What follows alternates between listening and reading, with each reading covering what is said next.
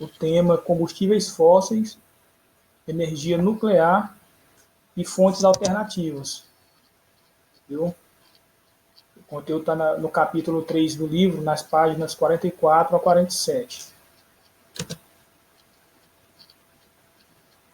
Combustíveis fósseis são gás natural, carvão mineral e petróleo. Eles são fontes de energia utilizadas no mundo e estão entre os principais responsáveis pela emissão de gases de efeito estufa.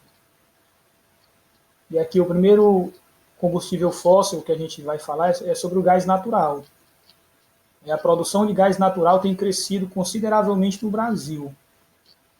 A previsão é que no ano de 2024 o consumo se expandirá em até 47%. Nós temos aqui esse gráfico, né? A produção brasileira de gás natural entre os anos de 2016, de 2011 a 2016. Nós vemos que está num ascendente, né? Está crescendo. Em 2011, por exemplo, foram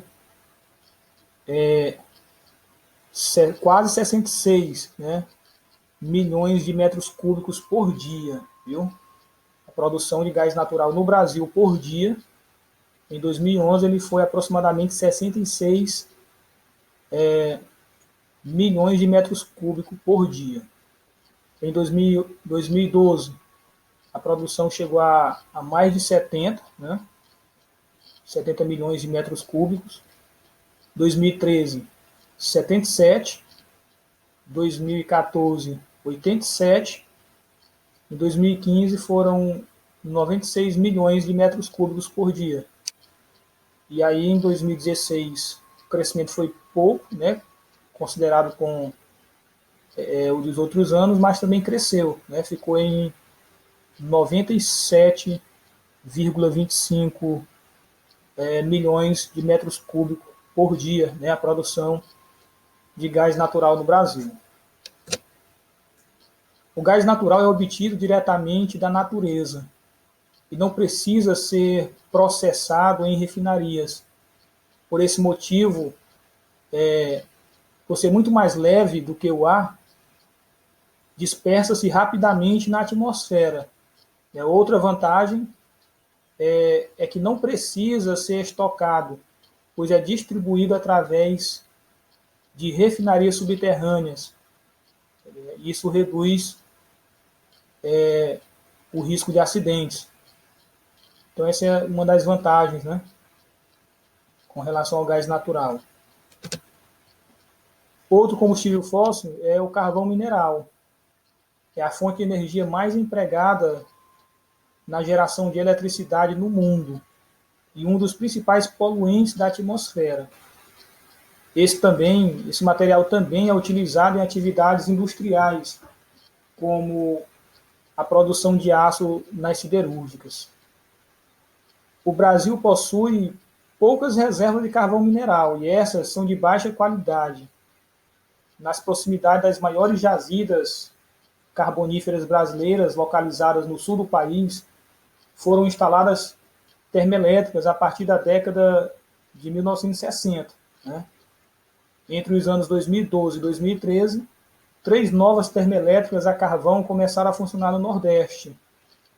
Viu? Apesar disso, a produção brasileira é responsável por apenas 0,1% do total mundial. Então, apesar do carvão mineral ser amplamente utilizado no mundo, no Brasil a produção é muito pequena com relação à produção mundial. Isso é até bom porque polui muito, né? Então o Brasil, a produção de carvão mineral no Brasil ela é praticamente insignificante em relação ao restante do mundo.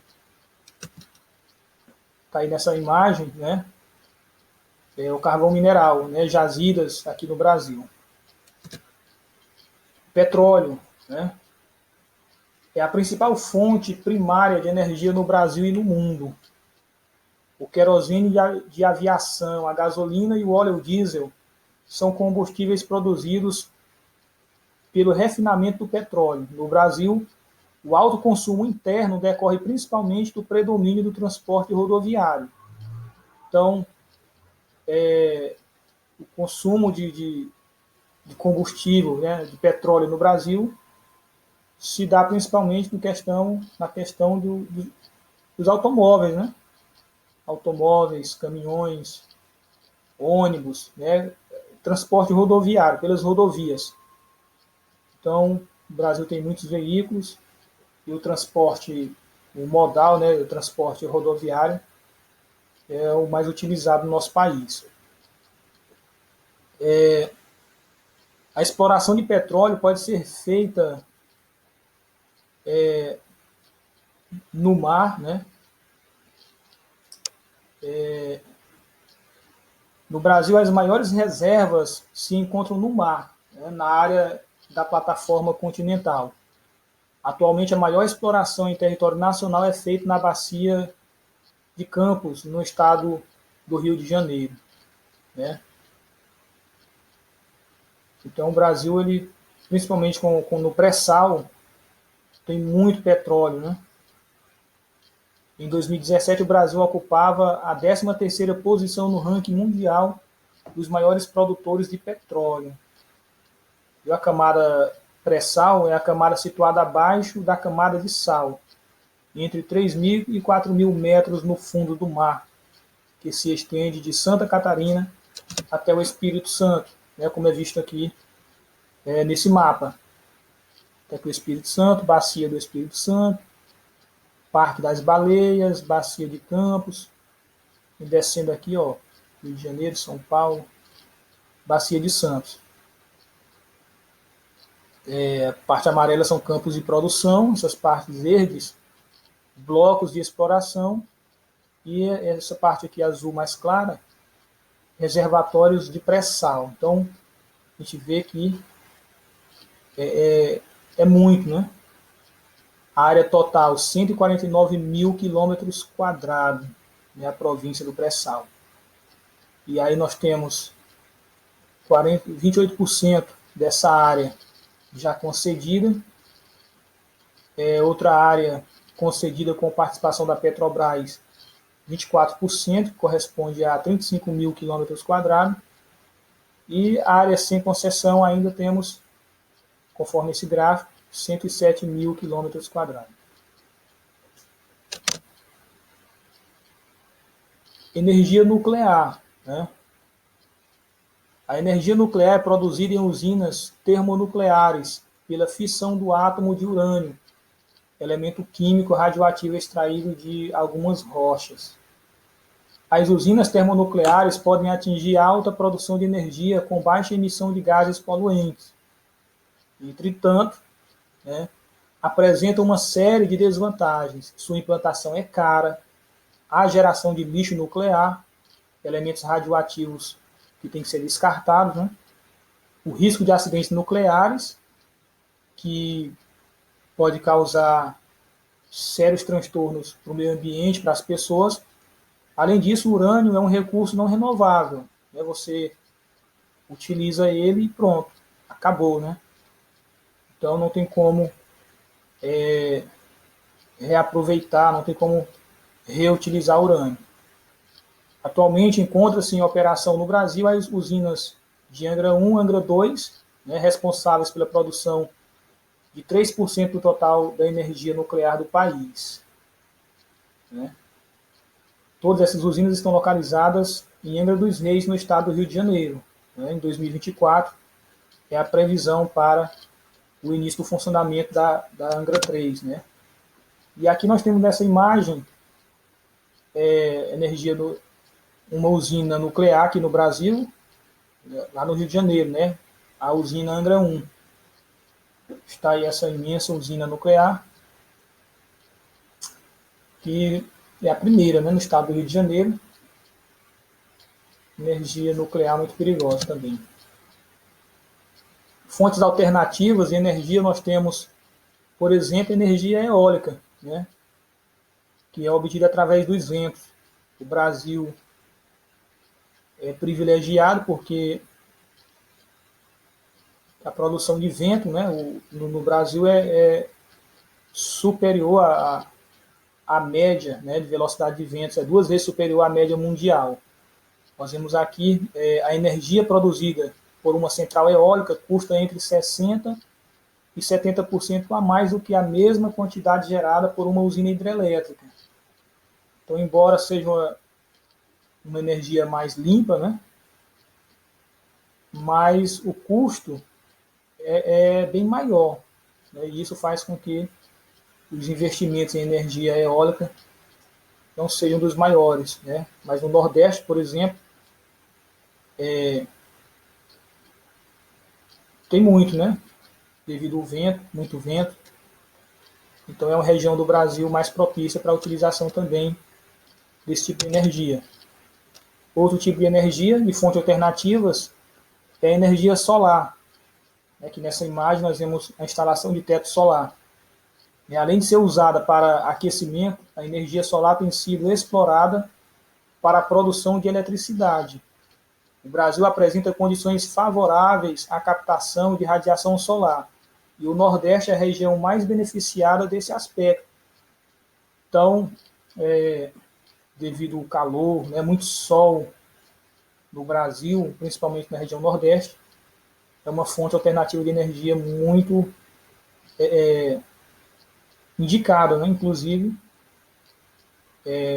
no decorrer do tempo, aí nós pretendemos instalar também energia solar na nossa escola. A energia solar é uma alternativa para levar eletricidade a milhões de domicílios localizados em áreas isoladas do território brasileiro, não contempladas pela rede de distribuição de energia elétrica. A biomassa, né, outra fonte alternativa de energia. É um recurso renovável proveniente de matéria orgânica, de origem animal ou vegetal, utilizado para a produção de energia elétrica e de combustíveis, né, os biocombustíveis.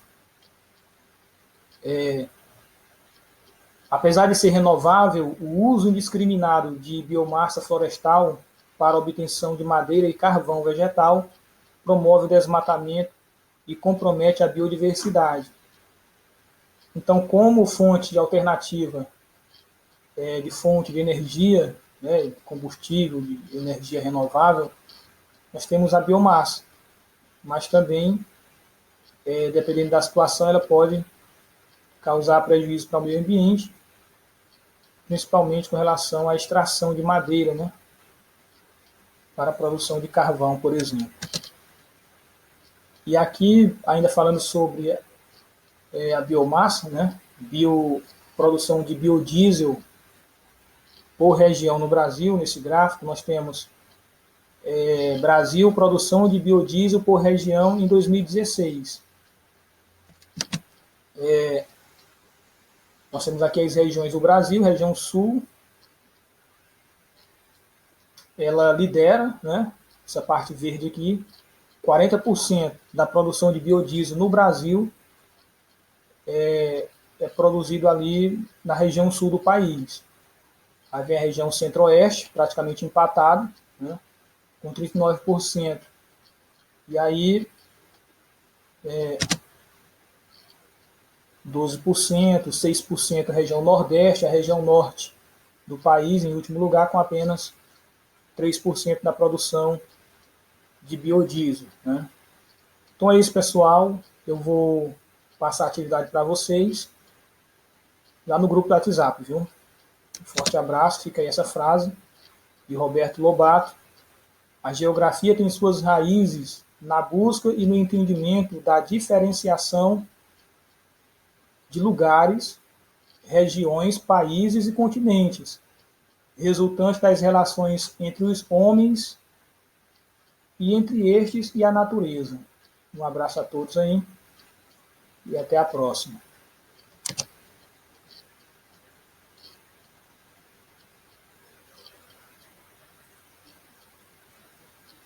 Tá bom, bem.